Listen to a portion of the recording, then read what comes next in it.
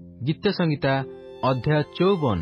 ପ୍ରଧାନ ବାଦ୍ୟକର ନିମନ୍ତେ ତାରଯୁକ୍ତ ଯନ୍ତ୍ରରେ ଦାଉଦଙ୍କର ମସ୍କିଲ।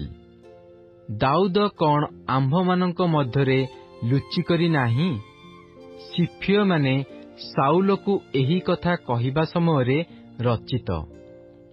ହେ ପରମେଶ୍ୱର, ତୁମ୍ଭ ନାମ ଦ୍ୱାରା ମୋତେ ପରିତ୍ରାଣ କର ଓ ତୁମ୍ଭ ପରାକ୍ରମରେ ମୋହର ବିଚାର କର।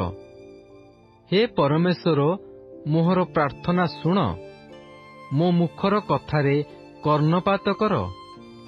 କାରଣ ଅପରିଚିତ ଲୋକମାନେ ମୋ ବିରୁଦ୍ଧରେ ଉଠିଅଛନ୍ତି, ପୁଣି ଦୁରନ୍ତ ଲୋକମାନେ ମୋ ପ୍ରାଣ ଖୋଜିଅଛନ୍ତି। ସେମାନେ ପରମେଶ୍ୱରଙ୍କୁ ଆପଣା ସମ୍ମୁଖରେ ରଖି ନାହାନ୍ତି। ଦେଖ, ପରମେଶ୍ୱର ମୋହର ସାହାଯ୍ୟକାରୀ, ପ୍ରଭୁ ମୋ ପ୍ରାଣରକ୍ଷକମାନଙ୍କର ମଧ୍ୟବର୍ତ୍ତୀ। ସେ ମୋ ଶତ୍ରୁମାନଙ୍କ ପ୍ରତି ମନ୍ଦତାର ଫଳ ଦେବେ। ତୁମ୍ଭେ ଆପଣା ସତ୍ୟତାରେ ସେମାନଙ୍କୁ ବିନାଶ କର।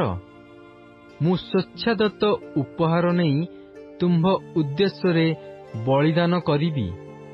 ହେ ସଦାପ୍ରଭୁ, ମୁଁ ତୁମ୍ଭ ନାମର ଧନ୍ୟବାଦ କରିବି, କାରଣ ତାହା ଉତ୍ତମ। ଯେହେତୁ ସେ ମୋତେ ସମସ୍ତ ବିପଦରୁ ଉଦ୍ଧାର କରିଅଛନ୍ତି, ଆଉ ମୋ ଶତ୍ରୁଗଣ ଉପରେ ମୋର ବାଞ୍ଛା ସଫଳ ହେବାର ମୋହର ଚକ୍ଷୁ ଦେଖିଅଛି।